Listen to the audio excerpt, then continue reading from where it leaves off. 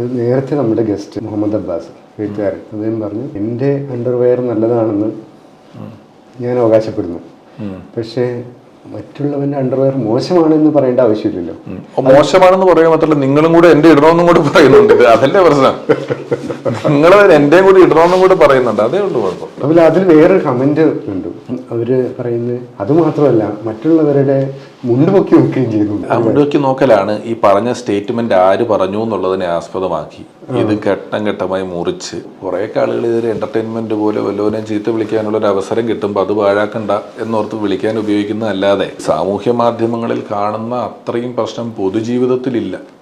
പൊതുജീവിതത്തില് ഹിന്ദു മതവിശ്വാസികളും ഇസ്ലാം മതവിശ്വാസികളും ക്രിസ്ത്യാനി മതവിശ്വാസികളും ഒക്കെ ഒത്തുചേർന്ന് ഒന്നിച്ച് സിനിമയ്ക്ക് പോയി ഒന്നിച്ച് ഭക്ഷണം കഴിച്ച് അങ്ങോട്ടും ഇങ്ങോട്ടും ഒക്കെ ബർത്ത്ഡേക്ക് വീട്ടിൽ പോയി പ്രാർത്ഥിച്ച് സുഖമായിട്ട് തന്നെ ജീവിക്കുന്നവരാണ് ബഹുഭൂരിപക്ഷം ആളുകൾ.